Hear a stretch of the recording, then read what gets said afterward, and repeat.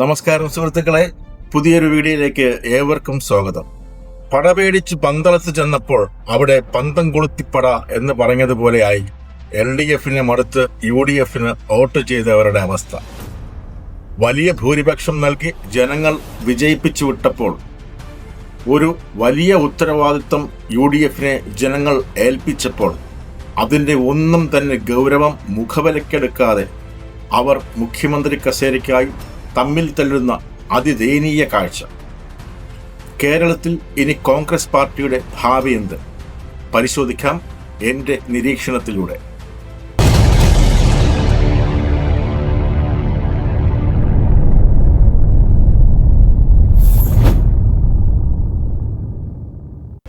തിരഞ്ഞെടുപ്പ് ഫലം പുറത്തു വരുന്നതിന് മുൻപ് തന്നെ അടുത്ത മുഖ്യമന്ത്രി ആരാകണമെന്ന ചർച്ചകളും വടംവലികളും തുടങ്ങിയതാണ്.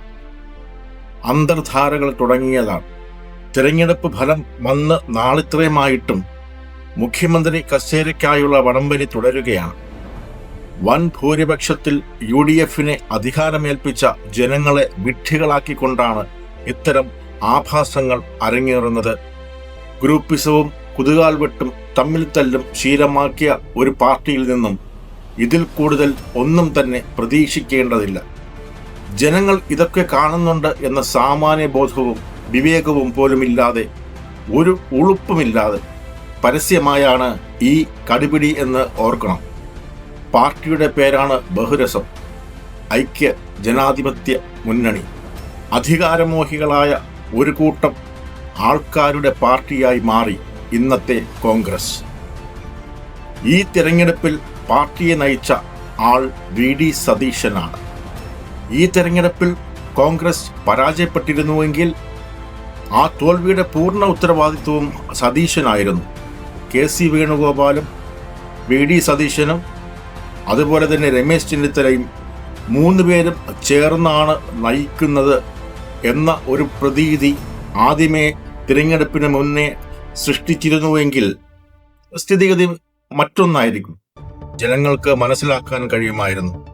അതുപോലെ ഇപ്പോൾ VD സതീശനാണ് ജനങ്ങളുടെ പിന്തുണ, മുഖ്യമന്ത്രി ആകാൻ യോഗ്യർ എന്ന് ജനങ്ങൾ വിലയിരുത്തുന്ന നേതാവ് VD സതീശനാണ്.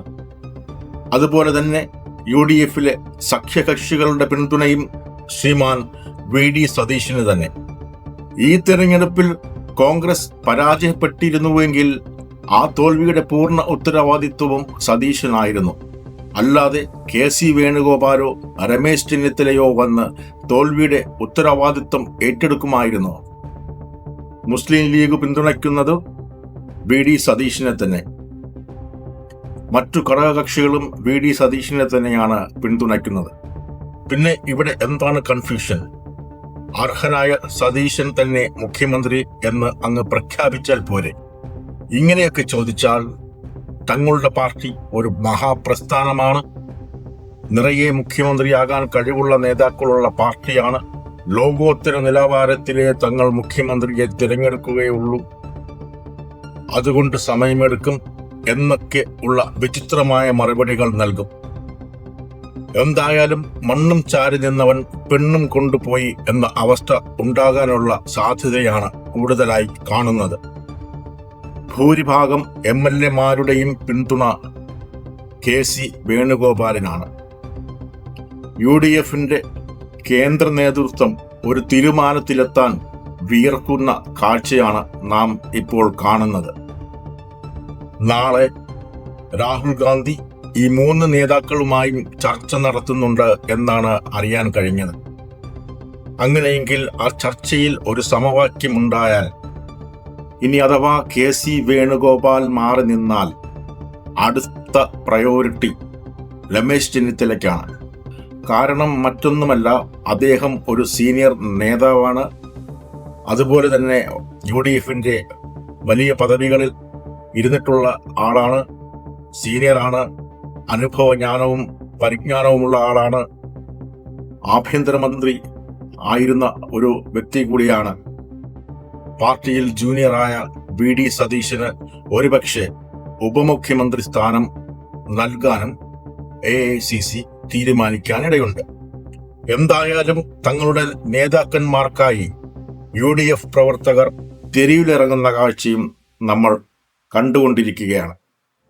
UDFനെ അധികാരത്തിലെത്തിക്കാൻ കഷ്ടപ്പെട്ട പാർട്ടി പ്രവർത്തകർ തീരെ നിരാശയിൽ തന്നെയാണ് ഈ കാഴ്ചകളൊക്കെ കാണുമ്പോൾ.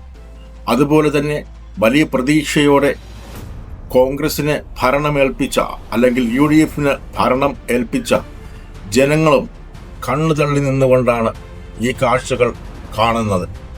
മുന്നണിയിലെ മുഖ്യമന്ത്രി ആരാകണമെന്ന അഭിപ്രായം പറയാൻ മുസ്ലിം ലീഗിന് സർവാധികാരങ്ങളും ഉണ്ടെന്നിരിക്കെ അവരുടെ മേൽ കുതിര കയറാൻ ഒരു കുഴൽനാടനും മിനക്കിടേണ്ടതില്ല. ഇനിയിപ്പോൾ നറുക്കെടുപ്പ് ഇട്ടിട്ടാണെങ്കിലും വരും നാളുകളിൽ മുഖ്യമന്ത്രിയെ തീരുമാനിക്കും. തീരുമാനം തങ്ങൾക്ക് അനുകൂലം ആണെങ്കിലും പ്രതികൂലമാണെങ്കിലും തോളിൽ കൈയിട്ടുകൊണ്ട് ചിരിച്ചുകൊണ്ട് അവർ 3 പേരും മാധ്യമങ്ങളുടെ മുന്നിൽ വരും.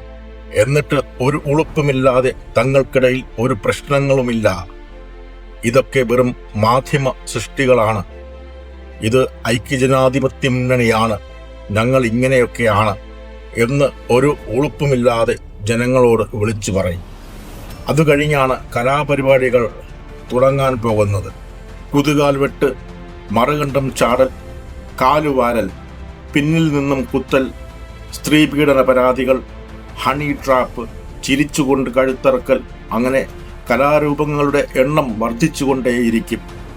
സ്വസ്ഥമായി മുഖ്യമന്ത്രി കസേരയിലിരുന്ന് ഭരണം നടത്താമെന്ന് മുഖ്യമന്ത്രിയാകുന്ന ആൾ ഒരിക്കലും കരുതരുത്. എതിർ ഗ്രൂപ്പുകാർ പണി തന്നുകൊണ്ടേയിരിക്കും. ഭരണം കഷ്ടിച്ച് 1 വർഷം തികച്ചാൽ ഭാഗ്യം. അങ്ങനെ മന്ത്രിസഭ കാലാവധി പൂർത്തിയാക്കാതെ വീണാൽ ഒന്നുകിൽ മുസ്ലിം ലീഗിന്റെ പിന്തുണയോടെ LDF വീണ്ടും അധികാരത്തിൽ വരും. നാണം കെട്ട UDF മുന്നണിയിൽ നിന്നും ലീഗ് മറുകണ്ഠം ചാടാനാണ് ചാൻസ് കൂടുതൽ. അങ്ങനെയെങ്കിൽ LDFനോടൊപ്പം ലീഗും ചേർന്ന ഒരു പുതിയ മുന്നണി കേരളത്തിൽ അധികാരത്തിൽ വരും. അതല്ലെങ്കിൽ BJPയുടെ തേരോട്ടമായിരിക്കും നമ്മൾ കേരളത്തിൽ കാണാൻ പോകുന്നത്. അങ്ങനെയാണെങ്കിൽ BJPയെ കേരളത്തിലെ ഒരു പ്രബല ശക്തിയാക്കി മാറ്റിയ കോൺഗ്രസ് പാർട്ടി എന്നേക്കുമായി കേരളത്തിൽ അസ്തമിക്കും. ഇത് തന്നെയാണ് മറ്റു സംസ്ഥാനങ്ങളിൽ നാം കാണുന്ന കാഴ്ചയും. AICCക്ക് എന്തായാലും മുഖ്യം KC വേണുഗോപാൽ തന്നെ. അപ്പോൾ കൂടുതൽ MLAമാരുടെ പിന്തുണയും അദ്ദേഹത്തിന് തന്നെയായിരിക്കും. അത് സ്വാഭാവികമാണ്. തന്റെ മന്ത്രിസഭയിൽ മന്ത്രിമാരെ തീരുമാനിക്കുന്നതും KC ആയിരിക്കുമല്ലോ. എന്താ അല്ലേ? കണ്ടറിയണം UDF-െ, നിനക്ക് എന്താണ് സംഭവിക്കാൻ പോകുന്നതെന്ന്. പുതിയ മന്ത്രിസഭയിൽ എന്തായാലും പുതിയ ധാരാളം പദവികൾ ഉണ്ടാകും. കൂടെ നിന്നവരെയൊക്കെ തൃപ്തിപ്പെടുത്തേണ്ടതല്ലേ? ഖജനാവിന് കൂടുതൽ ഭാരം അത്രയേ ഉള്ളൂ. കോൺഗ്രസിൽ ഇപ്പോൾ ഉള്ളത് ഒരു പറ്റം അധികാരമോഹികളാണ്. പാർട്ടിയെ സ്നേഹിക്കുന്നവർ, പാർട്ടി നിലനിൽക്കണം എന്ന് ആഗ്രഹിക്കുന്ന നേതാക്കന്മാർ ഇപ്പോഴുമുണ്ടോ? എന്തോ എവിടെയും കണ്ടില്ല. ഇവരുടെ മുഖ്യമന്ത്രി കസേരയ്ക്കായുള്ള തമ്മിൽ തല്ല് കാണുമ്പോൾ തോന്നും കോൺഗ്രസ് പാർട്ടി ഇനി ഒരിക്കലും അധികാരത്തിൽ വരികയില്ല എന്ന്.